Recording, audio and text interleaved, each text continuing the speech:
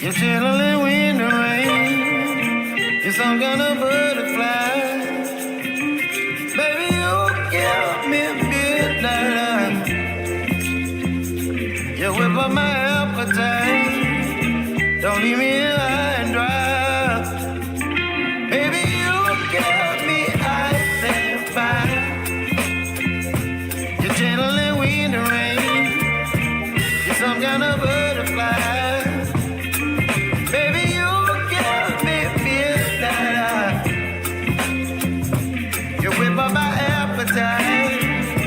Don't leave me here high and dry. Oh, oh, oh, oh,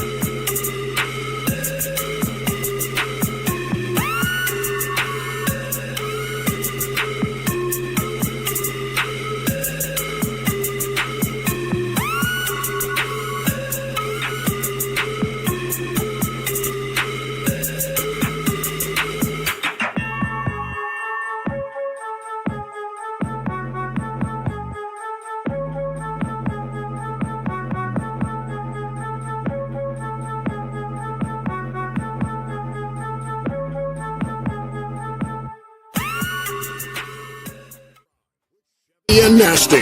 Host Randy Chevrier and Sheldon Napashka guide you through great stories that spark great conversations. Two really big guys talking a big game. The boys are locked in and ready to go. Welcome to The Ride. Welcome to The Ride. And, you know, as is always the case, you take a week off and the whole world goes to hell in a handbasket. You got young Trey running the show, sitting in your chair. You've got bombs over Baghdad or Tehran. You've got CFL announcers this week dropping bombs on the CFL. Chevy, but you're back and you're here to do the job you were meant to do, which is to put everything right again here in the land of The Ride with Chevy and Nasty. Welcome back to episode 81. Thanks, brother. I'm very excited to be back. As always, we're brought to you by Performance Freight Management, We Drone Real Estate Media, and YYC Business. Guys, you did a fantastic job last week without me. I listened to the show. It was crisp. It was clean. The cuts were great in and out of the segments. Trey's there. His camera's not blurry. But I'm going to tell you what, I don't think I got that in me tonight because I came back, had a wonderful week. We could talk about it in a bit. But boy, I came back to a mess, doing a little kitchen reno while the rest of my house is in chaos and shambles. I lost my iPad where I usually keep my notes. I've had no time to do show prep, but as you said before we start rolling, it's going to be a great opportunity to catch up, get back in touch with you guys, the fans. I already see a bunch of names here. Rob Evans, Jamin was locked in number 1. Ernie and Diane were 2 and 3 respectively. It's going to be a great show. I'm super excited for our 81st episode, Sheldon. And we've got Rob Evans back, but maybe he can help us out with some of this too. We talked about it last week. We're getting into the 80s now, and there's a lot of great players in the NFL. I mean, that's this prime receiver number. Who do we got, Trey, for our 81s that we want to acknowledge this week? Well, look at that. There you go. Starting with Owens. So we have Terrell Owens, we have Calvin Johnson, Megatron, and then we have Miriam Hossa. I don't think he played in the NFL. But those are some great 81s. And when I was looking it up, a few others right there. So you got Phil Kessel and Miriam Hossa, the two best 81s in the NHL. Sheldon, who would you pick if you needed to sign one free agent going into Stanley Cup Finals? It's the free agent that may put your team over the top. Would you sign 81 Phil Kessel, or do you sign 81 Miriam Hossa? Well, you know what? I'm not sure what Kessel looks like today, but he always had a bit of a problem with the weights and his munchies and snacks selections during the period breaks. So I think I got to go with Hossa on that one. But is that all the 81s we have? Because I'm about to challenge you on another one. If you were going to choose a free agent receiver of all time, I'm looking at some of these picks, but I don't have the big man with the big hands that was physical going over the middle. Ray Elgard with the Saskatchewan Roughriders. Anybody old enough and enough of a Riders fans remember Ray Elgard? That dude was a stud in the 80s. Yeah. Well, I would say he's a great CFL athlete. And, we're going to be talking a little bit about the NFL, CFL perspective. But when I think of great 81s with Terrell Owens, Randy Moss, Tim Brown, and Calvin Johnson, Megatron, I got to say, man, if I'm picking one of those guys, I'm going to pick Randy Moss. That would be my guy. Who would you pick? Oh, you know what? I was probably leaning towards Randy Moss there as well. A big dude. All these guys with the big egos come with a few problems in the locker room, and you got to make sure that that you can have the quarterback and the coaching staff to handle them. But Randall, Moss would be my horse. He had the most unbelievable season with the Patriots, but I don't believe any one of those guys won a Super Bowl. Now, Trey could correct me if I'm wrong. I know Calvin Johnson never left Detroit, never had the team around him. He carried the team for years after Barry Sanders left, but he could have been easily, that Hall of Fame receiver if he was on a team with a great quarterback. Same with Randy Moss. He had that awesome season, I believe, in 2016 with Tom Brady when they went, no, not 2016. Sorry, whatever season was, they went undefeated in the regular season and then lost to the Giants. 2007, I believe it was. Yeah, thank you, Trey. And then, Terrell Owens, I think he has a Super Bowl, but does he have a Super Bowl with the 49ers? I can't remember. I know he went to a Super Bowl with the Eagles, but they lost. And that was the beginning of the end of his relationship with Donovan McNabb. And then Terrell Owens bounced around forever. But for NHL, Miriam Hossa, 3 Stanley Cups to his name. Phil Kessel, 2. I think Miriam Hossa might be the guy just because, Phil Kessel's a couple of cheeseburgers short of playing on the D-line. So, yeah. Speaking of D-line, 3 for Kessel. Great Calgary Stampeder defensive lineman Will Johnson. For those of you that don't know, Will Johnson played 9 years with the Calgary Stampeders, Ring of Honor guy, stayed in Calgary, became a Calgary police officer, and now is retired. But he was a great player, and I know he gives back to local coaching, and great dude. So Will Johnson, had no idea he wore 81. Yeah. I don't know many defensive linemen that got that number. I mean, that is such a prime receiver number. But that was, I never played against Will Johnson. I know he was. I never had him down as a number 81. So wait, Trey just confirmed Terrell Owens, no Super Bowls. Randy Moss, no Super Bowls. Calvin Johnson, no Super Bowl. So then you got to go down the list. Other 81s that were receivers. Oz Hakeem for the greatest show on turf with the St. Louis Rams, won a Super Bowl. And Anquan Bolden, I believe, won a Super Bowl with the Baltimore Ravens. So maybe the best 81 is not one of the guys in our pictures. Maybe it's Anquan Bolden or Oz Hakeem. I don't know. And then there's some other old guys that I don't know very well. But Sheldon, let's move on. Keep the show, like you said last week, keep it on the rails. We got to move into our 300-pound poetry. Trey, hit the music. And now, 300-pound poetry with Chevy and Nasty.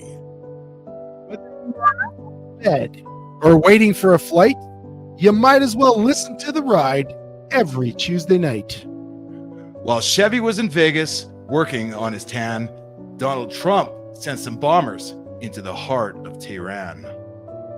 Luke Wilson made some waves, tweeting smack about our Canadian League. Maybe he's just playing the villain and stirring up some intrigue. because week 4 had it all. The Riders' finish was a thrill. Stamps heading into a bye week after a loss, but signed veteran Adam Big Hill. Our 81st episode. If we show up on time, it's a coin toss. We just discussed who's the better NFL receiver to wear 81. So was it Terrell Owens or Randy Moss? We're the 300-pound poets. Each Tuesday, we create a new rhyme. Sometimes Chevy gets it in super early. And today you got it like just barely in time. Like that's like literally my second read through the thing, second time ever laying my eyes on it. But you got it done, Chev. In the pinch, in the clutch, you got it done. Welcome back. Where do you want to start? I want to go back to Vegas. That's where I want to. Let's go back to Vegas, man. I didn't know. I physically want to be back in Vegas. Sheldon, it was 47 degrees. I was staying at the Mandalay Bay. I had a conference in the daytime. When I finished work, I went straight to the pool to hang out in the sun for a few hours and then went out for a nice dinner, and it was 47 degrees. When I finish work at 5 p.m. here, as I did today, I get on the ring road in traffic and I sit in traffic for an hour, and then I run home and I try and eat something quick so I can run to get my kids places and then run back to write a poem that comes in just in time. So yes, I would like to be back in Vegas. I'm not lying. Yeah, no, I believe it. 40. Did you say 47? It could have been 47. It was 47 on Monday on the concrete. Oh my God. Yeah, 44 on Tuesday. Wednesday was 42, and by Thursday it dropped down to 37, and by Saturday it was a very chilly 32 degrees. So you were there for like a conference, right? So how was this Vegas conference for you? Were you guys in the conference center and in the rooms 8 hours a day? Was it a kind of a work vacation kind of trip? Well, it was kind of work vacation because my day ended at 5, and then I had the rest of the night as long as I got back to my conference and my presentations the next morning for 8. 7 or 8. There was some that started at 7, some that started at 8. So it was just a day full of presentations. Saw some really cool things. Like there were some presentations related to fire and fire prevention that I do, but a couple of the keynotes on one day. One of the keynotes, super interesting, started this company called Zipline. And this is the company that delivers medical supplies to third world countries in really remote areas using drone technology. So they launch these drones, they slingshot them in the air, they fly over, they drop medication into these third world countries, and then they fly back. And now this service is becoming a delivery service in the United States for packages and parcels and groceries. And the guy talked about the company's progression. It was very interesting talking about, the quality control that goes into this type of technology. Like it's the future is now type of thing. And you're like, holy crap, listening to this guy would be like the equivalent of listening to a Mark Zuckerberg when Facebook was just growing, or Elon Musk when Tesla, like just super interesting stuff. And then another fellow that spoke talked about the Grenfell fire in London, England. You remember the big high rise about 7 or 8 years ago? It just went up in flames, and I believe 71 people perished, and talked about just sort of the relaxation of rules and measurements into suggestions, into approximations, and the whole system broke down, and then this disaster happened. So it was super interesting stuff, but that was the work part. And then the nights were, we went for walks, we went for dinners. I went to a concert at the Sphere, which, guys, I have to tell you, it is the most unbelievable venue for a concert that I've ever seen. There's Brittany and I. We went to Kenny Chesney on Friday night. I had some video and some stuff that I sent to Trey. I don't know if he has the video ready, but like honestly, it was a trip. Like I'm not the biggest Kenny Chesney fan. I like his music, but just the experience, the audiovisual experience was unbelievable. Absolutely unbelievable. Trey doesn't have the video on him, which is too bad. I'll tell you what though, cool. But you were sending that from Vegas, and it's, you think about it, you're inside the inside of a dome, and what you can do with that visually, like the 3D graphics, all the stuff that they had going even before the show started. That's definitely something that you got to get down there and see. And you can get tickets for cheap. So like early in the week, I was looking at tickets, and I had been eyeing this concert for a long time, right? Like eyeing the concert, but the tickets were in like at the high section where I wanted to sit was still like $200. There were some tickets off to the side for $150, but I thought the view would be obstructed. The top section is like a better view, or well, you get a better view. You get a better view of the entire. Of the entire experience. I don't know if Trey's working on it, but Trey, I hope if I can stall for a minute here, if you can get it up, we'll cut it. We'll cut out to break or come in with that if we can. We won't but I have I use this app for tickets. It's called Game Time app, and the prices are in US, but there's no hidden fees. So what shows up is what you're paying in US dollars. And so as the week went by, I've been looking at this concert for months, knowing that I was going to this conference. I got my tickets for $98 each at the top section, and it was like. At $98, I hit the button. I paid for it, but I was checking the app, and I bought them a few days ahead. I was checking the app right up until the concert started, and you could get seats that earlier in the week were selling for like $350 to $400 for $58. Like a couple seats right in the middle, close enough that you could see the band, but also see the graphics. I didn't care too much about seeing the band because the presentation and the graphics, it was, I can't even describe it. Like I said, if Trey gets the video up, maybe going into break just to see what's out there, it's absolutely unbelievable. So we had a great time, business and pleasure, business and pleasure. And I tell you, it was relaxing. It was nice. I had a hookup at the Mandalay Bay, but the hookup didn't know, they thought I was someone else. So that was funny. Is that why you got the hookup? Because they thought like there was a name misunderstanding. Oh, this is our corporate manager out of Atlanta. Like, no, this is another Randy in Calgary. So I was trying to ask this lady, well, what can I do to pay you back? Because I knew her through friends of a friend of a friend. She's like, oh, just take Gary and Linda out for drinks. And I'm looking at my phone. I'm like, should I tell her? She already hooked me up crazy. I'm like, who's Gary and Linda? And we just shared a moment of laugh. And then she still hooked me up. She gave me a really nice room at a really great rate. Otherwise, I couldn't afford to stay there. And it was a nice break for Brittany and I. We don't know, you guys know, everyone knows we have a bit of a distance relationship. Both have kids, both super busy, always kind of managing life and schedules. So to get away for a few days was super nice. Glad to come back. I'm in chaos, but eventually you got to come back and life's got to resume. There you go. So I'm gonna first off, because everybody's scrambling. Trey's not even in town right now. I think he's out of town with a golf tournament, or I don't know if he made it. He's caddying. He's caddying in Lethbridge. He's in an Airbnb. Apparently I missed that. Yeah. Trey, do you have the video? Because something happened while you're away. And it wasn't quite World War III, but all the talks about, I'll make a decision within 2 weeks. Maybe we'll bomb them, maybe they won't. But Iran can't have a nuke.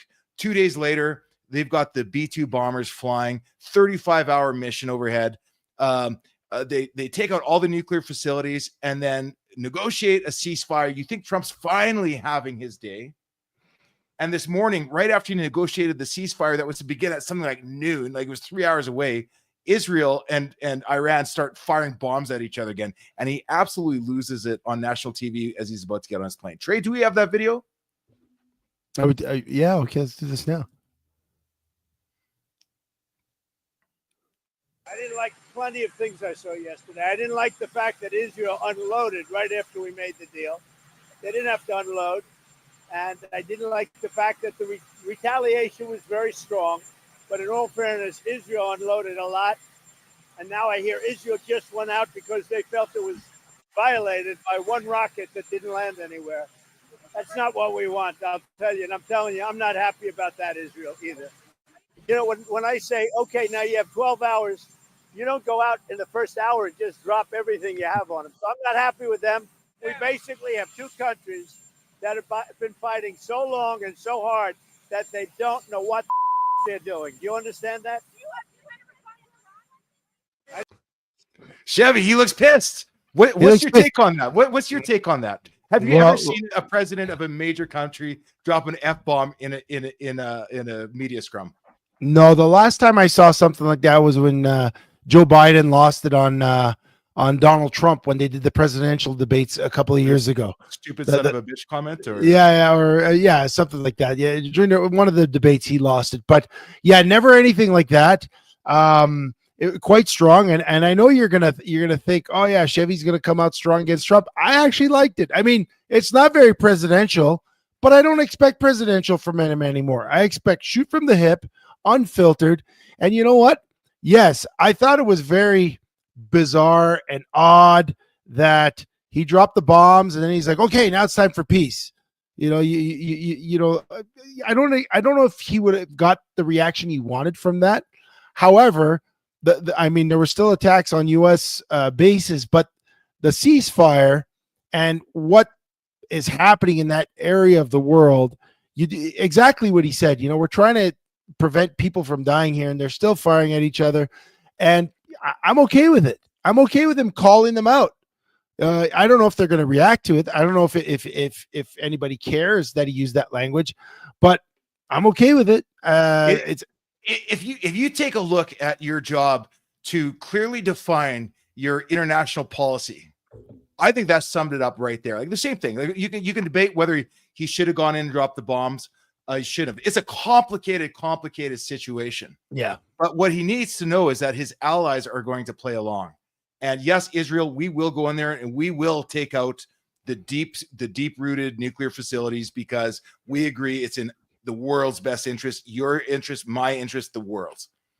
But for crimini's sake, to get out there the next day after we get a ceasefire and you're dropping bombs, like you could feel the frustration coming out of him. It's like, I will come in here and I will bring the biggest wrath of God that any country on the planet is capable of doing, because you and I have an understanding about what has to happen next. But to get stabbed in the back like that afterwards, I loved seeing a president that didn't try to come up with an answer to kind of what's the word, to kind of ease off on the media, to get everybody feeling like no, it's still under control. He looked pissed, and I love it. I don't know what's going to happen next, but I like to see behind the scenes and know what he's actually thinking as much as possible. And I think part of it is his frustration that his level of diplomacy is not necessarily working the way he would like. And I think he's getting frustrated. He's seeing it in Russia and Ukraine. You know, he steps in, thinks, okay, problem solved, and then they go back to fighting. And now Israel and Iran, you know, he steps in thinking, okay, they're gonna pay attention, and they go back to fighting. And at some point he's like, what do I got to do to get these people to stop? And you know, is he the ultimate peace and power broker in the Middle East that they respect? Maybe not. You know, maybe it just keeps going no matter how many bombs he drops. And I think it's frustrating for him. It's got to be frustrating because I think he thought he made an impact with the show of force they did on the weekend. And here they are right back. But Israel's interesting because, I mean, they're fighting a war on many fronts, right? They're fighting in the Gaza Strip. They're working on Iran. They got stuff going on in Lebanon. Like they're just throwing it all. Like Trump said, they're just dropping it hot. So I don't know how it's going to turn out, but it sure is on the teetering point, right? Like we're on the brink of something major, like whether it's an attack on U.S. soil. We've been hearing rumblings about that, whether it's something big. You know, today I'm hearing rumblings that maybe those bombs didn't hit exactly as deep and as hard as they thought, and it might not put Iran back as far as they think they did. So who knows, right? And that's the problem. I mean, that's the problem. He's coming in to make a decisive action. And I tend to think that it probably was fairly effective, but we won't know for days and weeks. No. But the very fact that the guys that you're supposed to be on your team and helping you with, it goes out there and makes you look bad the next day.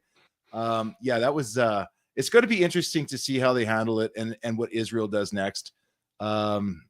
It's like when the head coach says, listen, this is what we're doing, blah, blah, blah, goes back in the room, says, nobody speak to the media, nobody go on social media, don't say anything. And then some guy opens his big yap and gives billboard material to the other team. And it just sparks more back and forth. And the coach is just shaking his head saying, you dumbasses, you are absolute dumbasses. Why couldn't you just keep your mouth shut for a minute? We'll go in, we'll take care of it. Now you got them all riled up. Israel, we just signed it. We're winning. We are winning. I like that. I threw a sports analogy in there. It was a good one. Yeah, it was. Should we take a break? Like, I take think a we break, should. reset? Yeah, Yeah, let's take a let's do break.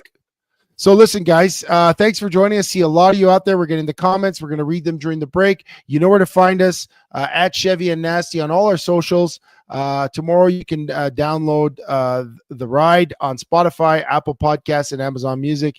And yeah, we'll take a quick break. We'll regroup. We'll reset, have a snack, have a drink, have a pee, and we'll see you right back in about 2.5 minutes. Performance Freight Management is a global logistic freight shipping company that will handle the entire shipping process for any package to any country. Whether it be a simple truck shipment from your office to Toronto or your company importing generators from China, PFM Freight handles it all. We have the expertise and technology to handle any shipping requirements. Skip the guesswork and let us take the shipping pain off your plate.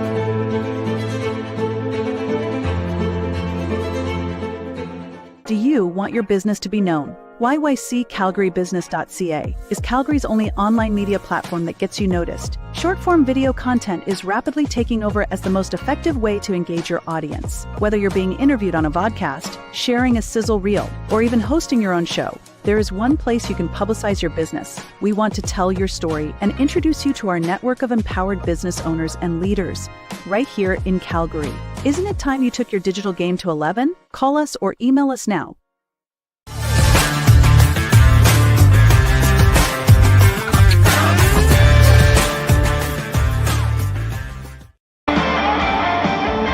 Welcome.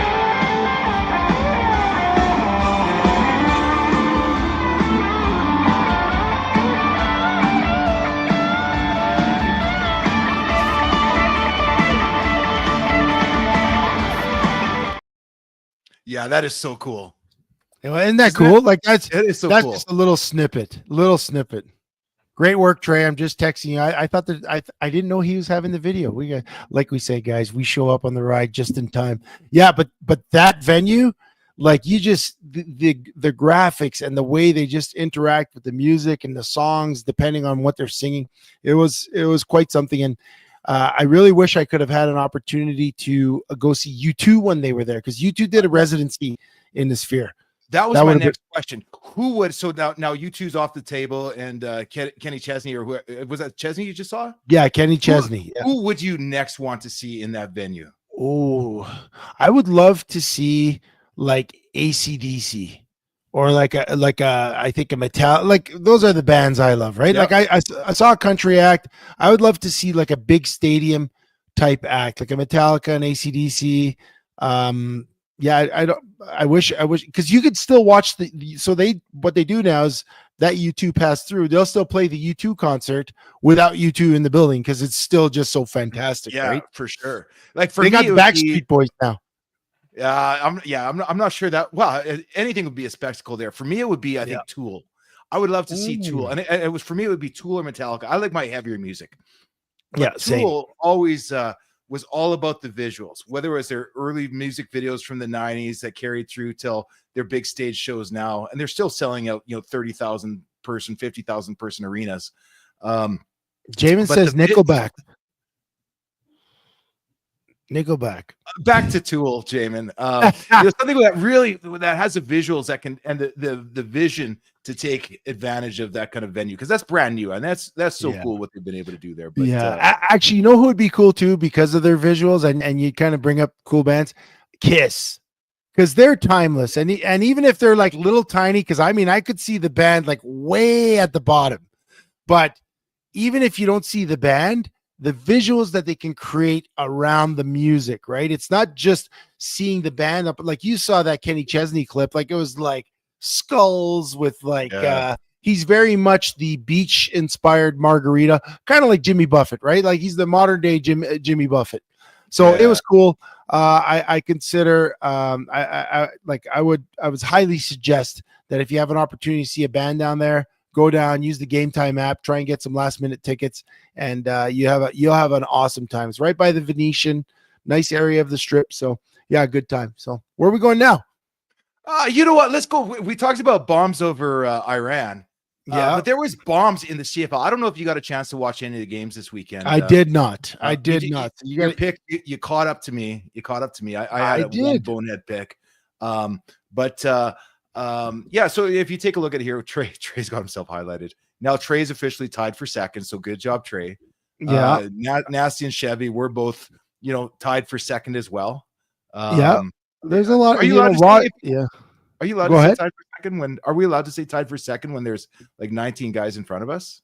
Yeah, and I think so. I mean, it's a what 6-way tie for no what 4-way tie, 5-way tie at first place. That's Yeah. okay. Who was the leaders for week 3? The Around the CFL podcast, who went 0 for 4 in their first week, was 4 for 4, and then AC Sports missed the first week and he caught up. He had 4 picks last week, 3 this week. So Anthony Cobbs, he's joining in the fun. Who's our bottom of the barrel? Like our bottom of the overall. Like Well, that's Dine and Dash. I won't count Rubio because it looks like he didn't make any picks at all. I But think Dine he's and Dash, fine. Dad, come on, dude. Like, I know Yeah. you're probably watching us here tonight. Yeah, That's one a for bit one. of a. If you're going to get in the pool, go get your picks in, even if you just pick the favorites. I think if you pick the favorites each week, you'd be sitting up there at the 10, at the top of the leaderboard, right? Just by picking favorites. Yeah, Bruno's got a couple of wins in there, so hopefully Bruno's been making his picks on time. But it seems like Thursday sneaks up on people. So it's Tuesday night, guys. In 2 nights, the CFL kicks off. Make your week 4 picks. What's going on this week? Stamps are on a bye. Who's playing who? What do we got this week? Oh, I got to pull up the schedule. I know Thursday night's kicking off. I think the Edmonton Elks are in Winnipeg. Which the Elks coming off of a bye. We've had 2 pretty substandard performances by Trey Ford, and this is going to be, I think, a pivotal week for him. Is it Elks versus Montreal? Well, maybe it's the Elks versus. No, I think you're looking at the wrong week there. I thought it was. You know what? I think you're right, Sheldon, but I don't know. Producer Trey's in the background, plick, plick, clippity clapping. Elks versus Winnipeg. Sheldon, you are right. Trey, you are wrong. Come on, Trey. Jeez, Trey, you're the producer. The week kicks off with week 4. Yeah, I'm week 4. The wrong year. No, you're good. Edmonton is playing Winnipeg. Edmonton's playing Winnipeg. Montreal's playing Hamilton. BC is playing Sask, and Toronto's playing Ottawa. So which ones of those intrigue you? Because I don't think as much as Trey Ford needs a strong performance. I haven't seen anything from him this year yet to say that they're going to beat the Bombers. I suppose a little progress might help them, but I think we're getting closer to the point where they may have to start looking at Fajardo. Yeah. Trey's looking at the wrong year. Meanwhile, we're in the right spot here. I think the one that intrigues me is going to be BC Sask. Nathan Rourke has to do something to earn that contract, because right now he's 1 win better than Trey Ford, who's got the lowest quarterback contract, and Nathan Rourke has the highest contract for a quarterback in the CFL. So BC's got to figure something out. But Sask is finding ways to win, and they proved it against the Argos on the weekend with that Mario Alfred walk-off return TD with how many seconds left? Was it like 9 seconds left? Yeah, it was ridiculous. 13 seconds left, and he walks it off and wins the game. And that was as exciting as it gets for CFL fans, but I guess it wasn't exciting enough for some pundits. Namely, was it Luke Wilson, Owen Wilson? Yeah. Which of the Wilson brothers is it? I guess Luke Wilson of TSN. He does. Oh boy, we can't read that. That's tiny. Yeah, no, I can read it. I can totally read that. Can you read it? It's totally tiny for me. But you put it up. I'll read this. So Luke Wilson, I didn't even know who he was. He's a greasy guy on the sideline with a mustache and a mullet. I had no idea who he was. Well, apparently he's a Super Bowl winning second string tight end for the Seattle Seahawks, Canadian boy. Now he's coaching for the Western Junior Mustangs 18 and under team. But he's been doing. They brought him out on I was just gonna say he's been doing the NFL commentary on TSN for the last couple of years with Jay. What was I can't remember his name. Jay Onright. He does all the NFL commentary on Sunday night and the Monday nighter game. And this year, as you're just about to mention, they brought him in as a sideline guy for the CFL. So, Chev, I'm going to read this to you guys. You guys read along here too. I want to get your take on this because he was dropping bombs. I mean, it was a real strong take, almost to the point that you wonder if he's going to be showing up on Friday Night Football this week, right? Okay, let's see. I told you I'd be honest and tell the truth about the CFL. If the goal is to grow the game and attract a younger demographic, the on-the-field product of the Saskatchewan-Toronto game is just not going to cut it. That game was hot garbage. Let me be clear in saying that I don't think it's a talent thing. This isn't a shot at the players, but the game was really, really bad. I'll read one more line. Let's start with the obvious. There was 29 penalties for 307 yards. It was absurd. And that's not a shot at the refs either. That in itself is enough to ruin any kind of football game. It was a tough watch. First off, shocking to hear from a broadcaster an honest opinion like that. But was he wrong? Yeah, and I didn't watch the full game, but I know what plagues the CFL is also the greatest thing about the CFL, which is the motion and the size of the field. And I bet, even without knowing what the penalties were, a lot of those penalties are defensive pass interference and holding. Because if you didn't watch the game, I'm going to step in here and I'll correct you on that. Yeah, go ahead. There was a ton of. I was sitting there watching this, and all of a sudden there was this player misconduct penalties. Oh boy, if he gets another one, he's suspended. I have never seen more player misconduct and objectionable conduct penalties in a game than I've ever seen that time. There had to have been 10, 15-yard penalties at least in that game. To the point where, and TSN didn't do a great job of showing where the penalties were coming from, but it seemed like every 3 plays, there was something chippy that was happening afterwards that had a massive impact on the momentum of the offense or the defense. To the point that if you're watching a CFL game on TV, like I was, you can kind of follow along and listen to commentators and kind of keep yourself up to speed. If you're a fan at that game and it just keeps starting and stopping, it seems it's more about the referees. It is a tough game to sell as an exciting package to go and watch and spend your money and bring your kids. That game, there were times when it looked like Bush League football. So I'll say, like, when I caught his comments on social media, and our I would say friend of the show, Michael Ballsy, he was really trying to stand up for the CFL, like he did when I made some comments about the game. And you're gonna get that the problem with the CFL is this, and this is where I get Luke Wilson's point, and I get what you're saying, but what the CFL lacks is volume. It's not because you know what? I've watched some NFL games that were hot garbage too. Absolute hot garbage. Similarly, probably this one was. The difference in the NFL is when there's a hot garbage game on TV that nothing's going on, you know what I do? I flip to another NFL game. And there's usually 4 or 5 NFL games playing at a time. But you know what happens on a Monday Night Football game when it's a hot garbage game? I usually turn it off. Yeah. I usually turn it off. And on a Sunday night game, if it's a garbage game, I turn it off. But the NFL has the luxury of money. It has the luxury of volume, and therefore it can keep the fans enticed. And it really has a strong, strong foothold on the sports betting business. So even if there is a hard garbage game, if you got people betting prop bets and stuff, it keeps them interested. The CFL is behind the curve in all those things. In a 9-team league, if you have a bad game on a Saturday afternoon, not only have you killed it for the fan experience in the game, you've killed it for anybody watching on TV. And Trey, put that back. That is honestly, like, that's an awesome take. I 100% agree with you, which I normally don't do. That's what the CFL, it is a smaller league. There are less options to watch. And you know what? The fan base that the CFL has right now are us.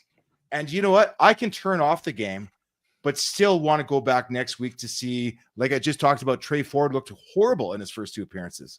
But I'm still curious to see if he can pull it off. So he's grabbing me back. But in the minds of people that are just trying to watch an amazing product, the CFL can be hard to watch sometime. The next thing I'm going to ask you, though, because he says next, let's go to the end of the game. Yes, I said it. Junk football. Saskatchewan misses a 33-yard field goal, which would have sealed the win. Said they're awarded a point for missing it, even though the ball wasn't returnable. Those are rule things. I don't have an issue with that. But then that last drive that they give up a certain amount of passes, and the defense for Saskatchewan kind of craters. Game gets tied, and then and then the kickoff return for a touchdown with 12 seconds left. Like, is that quintessential amazing CFL finish, or is it just disorganized chaos? Do you enjoy the way that CFL games can turn like that with the big field? I absolutely do. I that's the charm of the CFL. It's never over until it's over. And because of the size of the field, because of some of the rules that allow for scoring in certain situations, you're going to have some chaos. And at the end of the game, you're going to be like, whoa, what a finish. You have that sometimes in the NFL. The NFL has gotten some exciting finishes, but there are some that the game is over with 5 minutes left. And what happens when those games are over with 5 minutes left? I'm changing the channel. I'm changing. So, but he does make the mention that, and this is where I think he comes back around. He says, listen, the NFL has bad games. The NFL, but they're not dealing with the same issues that the CFL is. He understands that as he's saying this, he knows, yeah, the NFL can have bad games and bad reffing and but you're going to flip to another NFL game. So I guess the question is, we've identified a problem. What is the solution, Sheldon? What do you think is the solution to a Saturday afternoon game when it's getting off the rails? How can we correct it so that people aren't tuning out and leaving the stadiums? Is there a solution? You know what? There's a couple of things. It's a tough one, Chev. It's a tough one. There's a couple of things that come to mind, and the first one is Luke Wilson. I don't agree with everything that he said, but I love that he said it. One of the things that I think makes the CFL look Bush League is when we take some of these subpar performances and we listen to Glenn Suter try to dress it up and make it look pretty.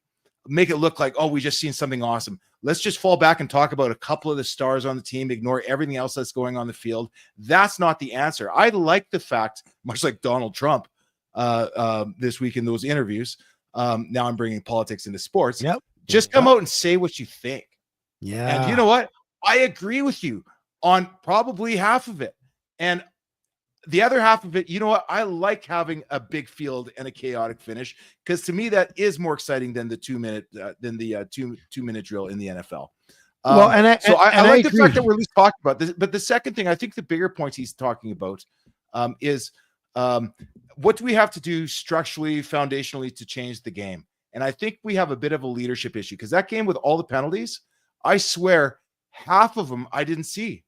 Yeah, I didn't understand why they're calling him. I felt like the refs had an agenda at the time watching it. I thought it was coming from the CFL, but I didn't see it in the next game. So I was confused what they were trying to accomplish by calling all those misconducts. I didn't get it. And that felt like there's a lack of leadership. So yeah, no, for sure. And yeah, to circle back to Luke Wilson, maybe like you said, I mean, a lot of people aren't happy with it, right? Because it upsets the CFL is the best game in Canada, because now you have a Canadian that is not a CFLer. He played in the NFL and he's an outsider, so to speak, because, you know, if he didn't have TSN, he would never have landed this role. Yet here he is speaking his mind. And some people don't like that. But whenever you think of companies, large corporations that approach growth and how to grow, they have to start thinking outside the box. And maybe bringing a guy like this in is that type of outside the box thinking, giving a different perspective that even the people at TSN are like, whoa, hey, wait a second. Yeah. You can't say that, but guess what? You got people talking. Yep. You got people upset. They're clicking. What's Luke going to say this week? And maybe he positions himself as the Biz Nasty Don Cherry of the CFL, because they don't have that. Every person that covered the CFL is a CFL homer, right? You got guys that have played that have come here to Canada, the Matt Dunnigans of the world, the Milt Steagles that have adopted Canada as their home. The CFL gave them a chance. It's their league. They're not going to badmouth it on TV, nor are the Canadians that grew up and this is where they landed. Like, you talk about the Davis Sanchez, the Enoch Mwambas.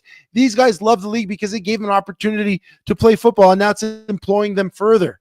A guy like Luke Wilson doesn't need the money, doesn't need the CFL. And they said, here's a mic, get on the sidelines and talk about the game. And guess what?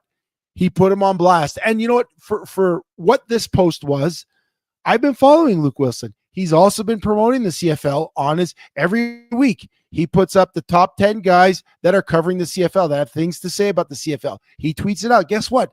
Luke Wilson is followed by people in the States and in the NFL. So for how much controversy and spark of opinion this piece was, because it was kind of an opinion piece, he's also been promoting the league. So yeah, do I like what he said? Not totally. Do I get it? Yes. Is it good for league? I guess time will tell, but it's definitely different perspective from someone that's employed by the league, and they don't often get that. So we'll see how it goes from here on in. Will he be muzzled? Will he be silenced? Or will he be allowed to voice his opinion going forward? It's what I love about it. He doesn't care. Right. Yeah, he doesn't care. You know what? The other thing when we talk about controversial items and my loathing for activists that say they want to try to do the right thing, but have never picked up a shovel. This guy is throwing dirt on the CFL right now. For sure he is. Yeah. But he's also volunteering as a coach to make Canadian football even better. This is a guy that's coming from the right place. And you know what? Give him a mic. I want to hear what he has to say. It's probably the most interesting take on the CFL I've heard in 10 years. Yeah, fair enough. No, I get it. And it's causing some waves. So what do you say? Do we take a little break? Where are we going next? Let's take a quick break, guys. Again, we'll put up the socials. You know where to find us. At Chevy and Nasty on all the socials and wherever you find your podcasts. Tell a friend, like and share some of our posts. We work really hard between episodes to put out some content from this episode, and we'd love it if you share it. Take a quick break, grab a drink, have a pee, and we'll be back. And I don't know what segment 3 is going to look like, Sheldon, but you're going to steer this right. Let's take it home. Performance Freight Management is a global logistic freight shipping company that will handle the entire shipping process for any package to any country. Whether it be a simple truck shipment from your office to Toronto or your company importing generators from China, PFM Freight handles it all. We have the expertise and technology to handle any shipping requirements. Skip the guesswork and let us take the shipping pain off your plate.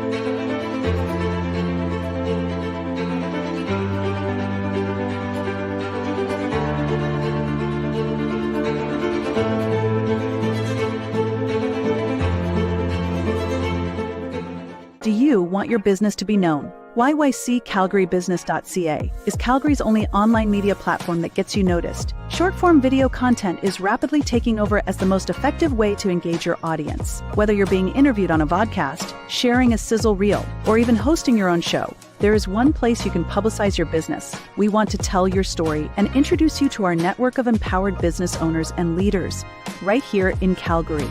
Isn't it time you took your digital game to 11? Call us or email us now.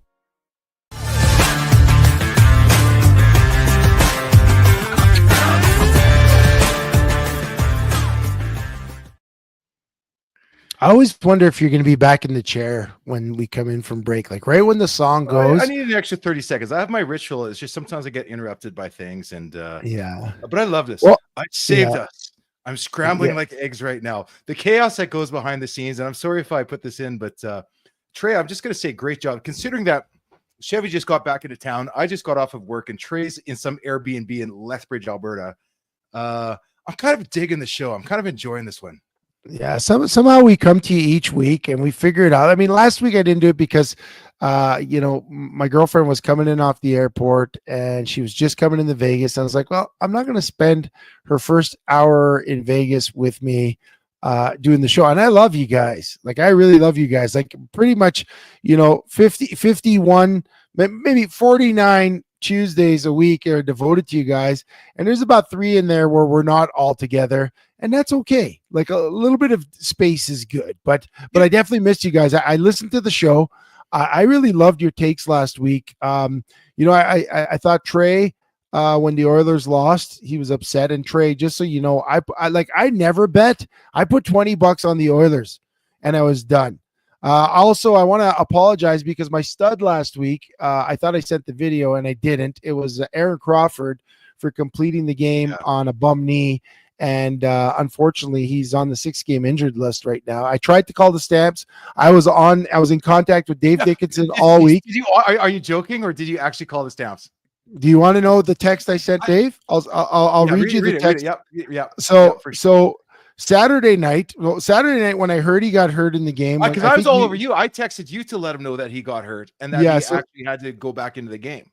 So let me find my text here. I'll pull up Craig. So to Craig Dickinson on Saturday night after the game, I said, hey, Craig, I hope Aaron is fine, but I do need to get, do I need to get ready for a workout? I know you have guys, you have a backup plan, but if ever you want to be me back, or need a backup to the backup, the physically ready part isn't a challenge for me. It's the work around work. So I'd have to get some lead time.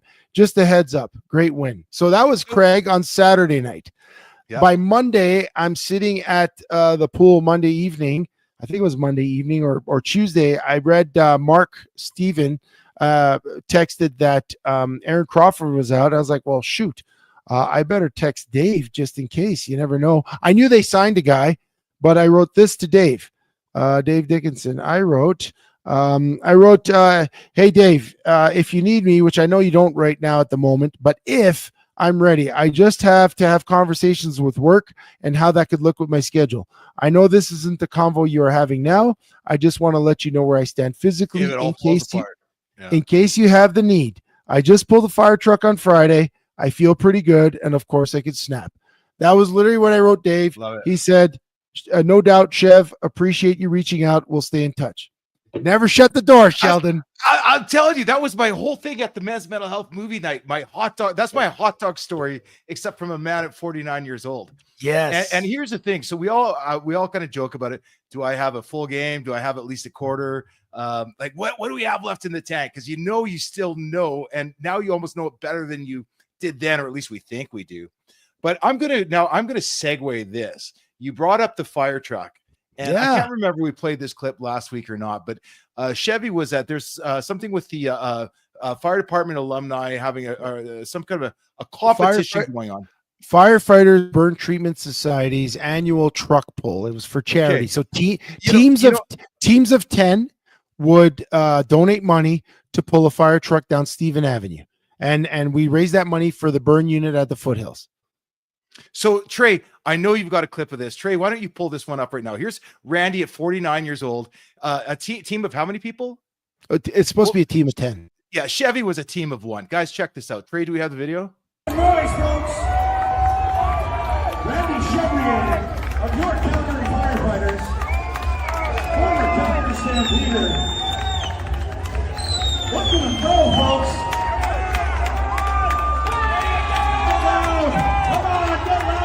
Keep pushing, buddy. Keep pushing. This is all on you. Are you ready?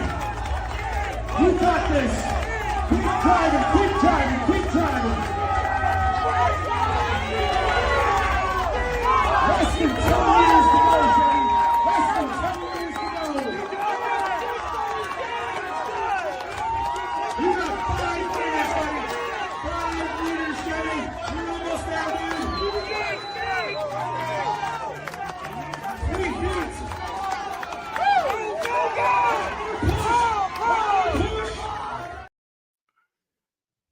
Did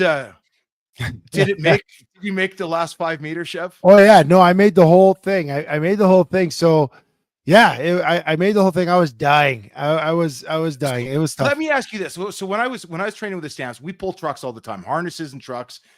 Anything heavy that you had to start and keep going. but never a fire truck. Did you get that started by yourself? Yeah. Yeah. What It was that?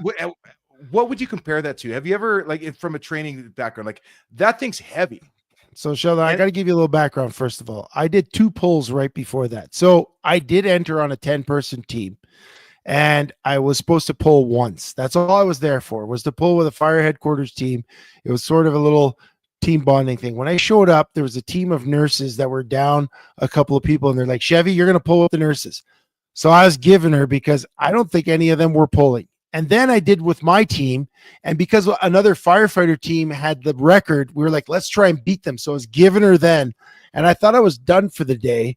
And they're like, well, we're waiting for a team of 13-year-old girls to show up after school. They put out the whole baseball team. They want to do it, but they're not here yet. So while we're waiting, Chevy's going to pull the truck. I'm like, oh, what?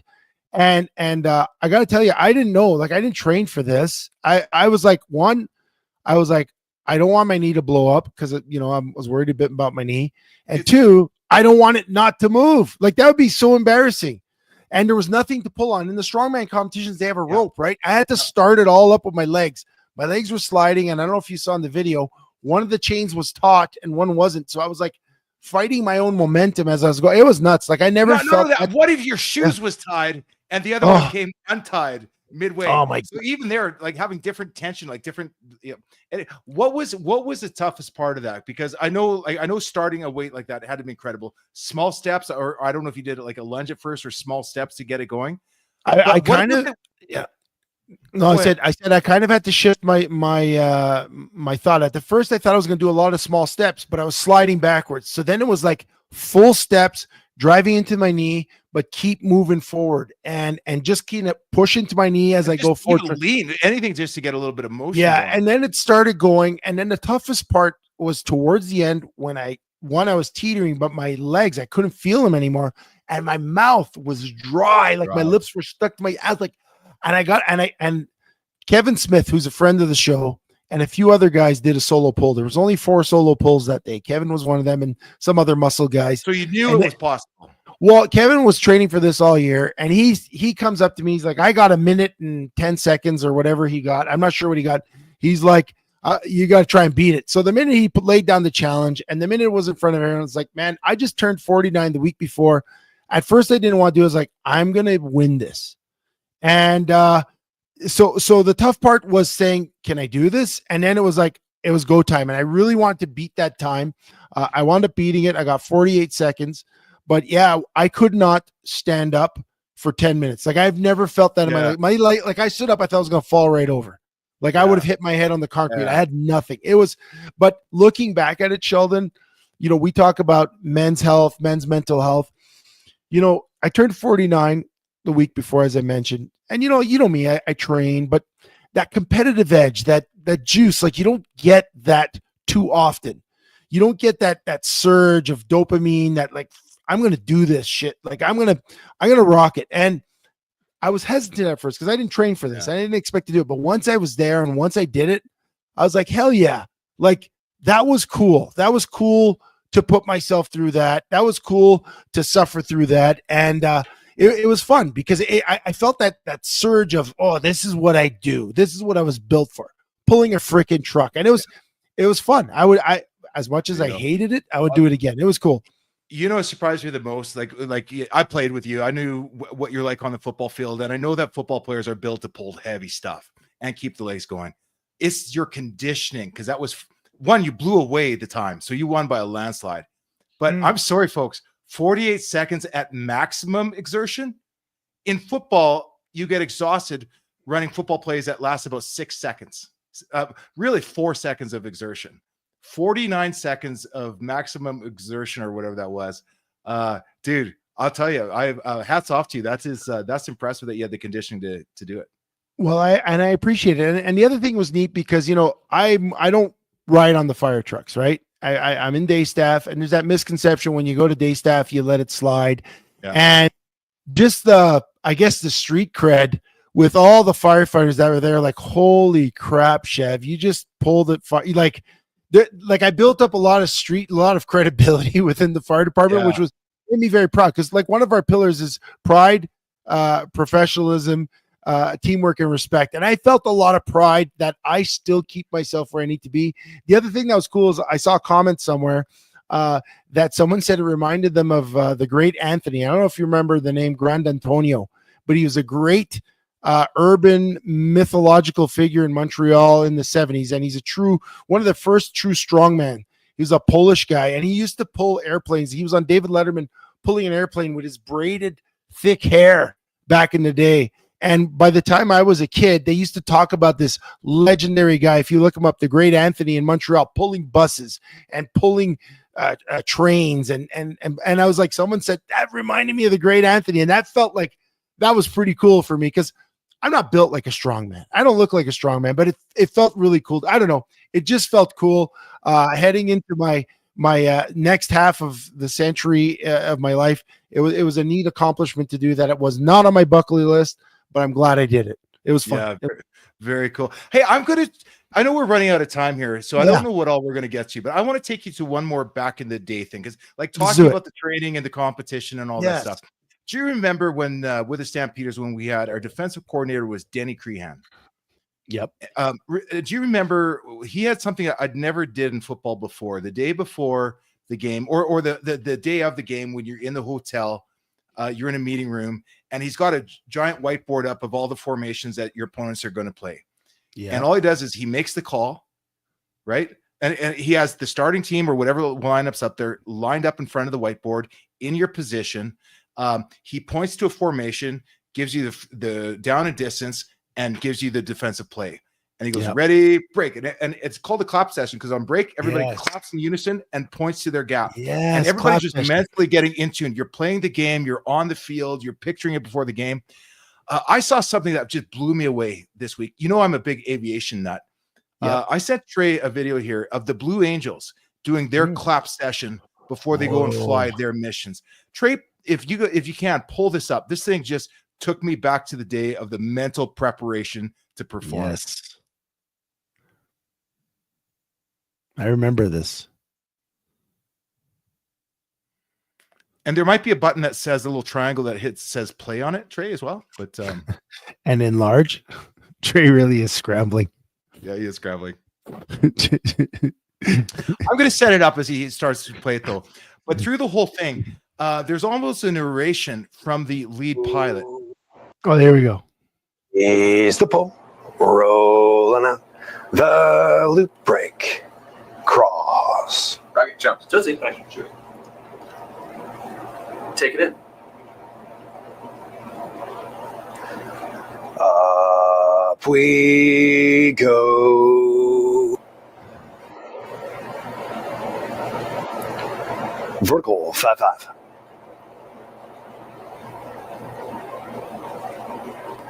Even their feet are moving the rudder pedals.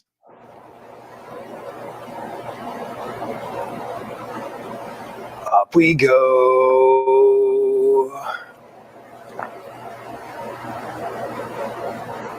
Vertical 4-5. You can see him reacting to the G-forces in his mind. All right, 7.5 power idle.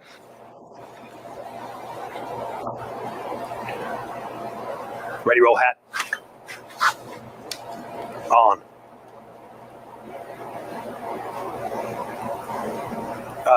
Mile and a half. Mark. Ground speed. 1 mile. Mark. Ground speed.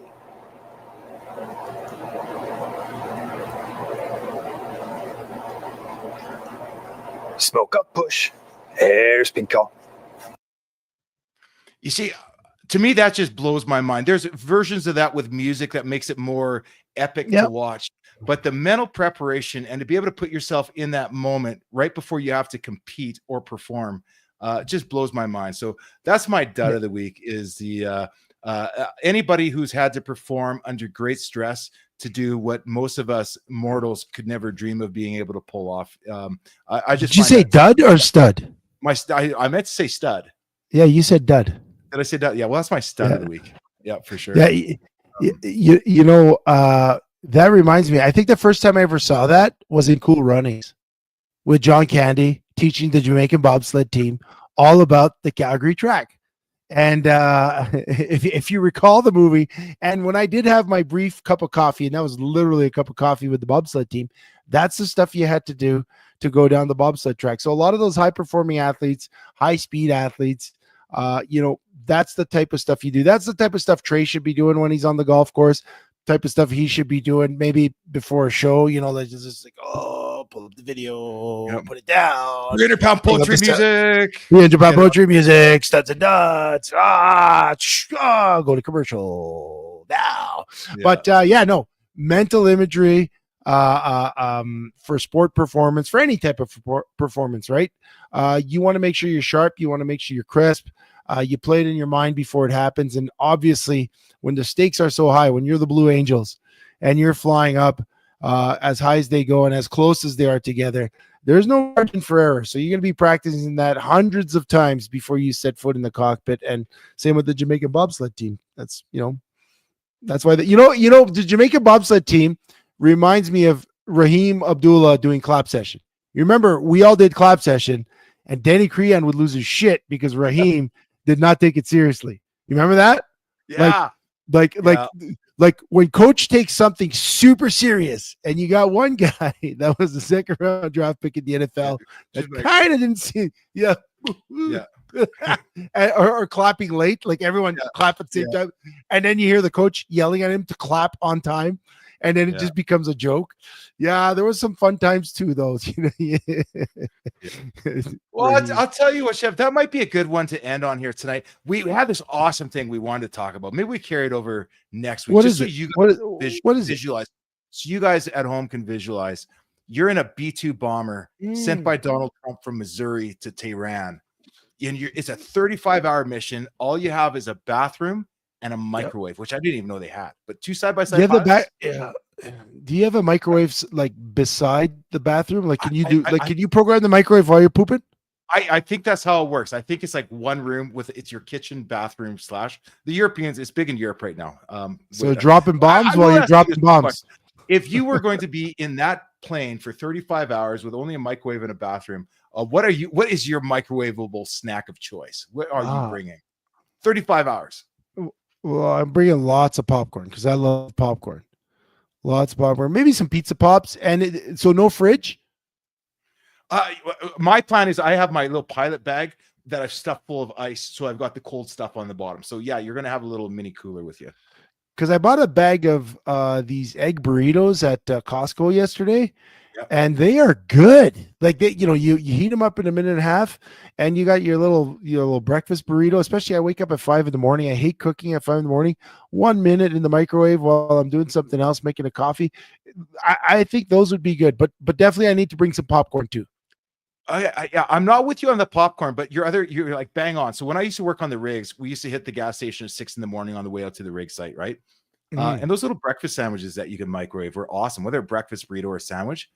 Pizza pops for sure, but not the 2025 pizza pops, because although I don't have evidence from pizza pops when I was a kid, when I was a kid, they used to be big and they used to be so full of stuff that you would burn your mouth. You can't burn your mouth on a pizza pop today. So I would get a back in time machine and get it like a 1986 pizza pop. What about an apple pie? That'd be good, dude. Like a piece of apple or some Pop-Tarts. Pop-Tarts in microwave. Oh, that didn't make my list, but that's why I'm glad you're my co-pilot on this one, because I'll trade you one of my ramen bowls, which are awesome, for one of your apple pies for sure. I would probably volunteer to do a 32-hour bombing run just so I can have microwave food for 32 hours and have an excuse to have microwave food, because I don't usually use my microwave for a lot of food. Like I'll heat up my coffee if I got old coffee. I mean, I just use it for some leftovers for sure. But James is third day Chinese. That's a good call too.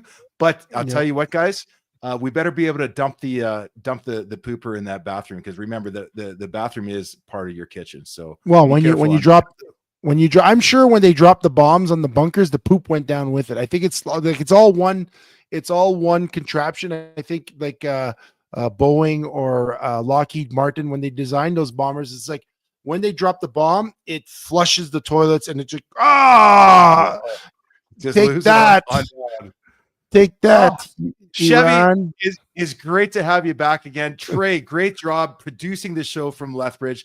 And guys, once again, thanks to you guys for joining us here tonight. This was a fun one. It was a little bit different, I think, but I know I got a lot out of this one, and yeah, give the shit to Iran. Last word goes to Cozy. Give the shit to Iran.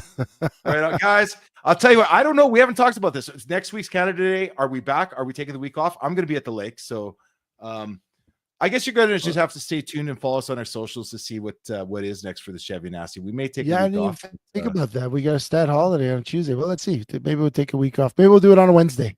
Maybe we'll do it on a Monday. There you go. Chevy, send us off. Yeah. Okay, guys. Thanks for joining us. Very happy to be back. Trey, good job. Sheldon, always awesome. Performance Freight Management, We Drone Real Estate Media, and YYC Business. Guys, we'll see you maybe next week, maybe in 2, but we'll see you again for sure right here on The Ride.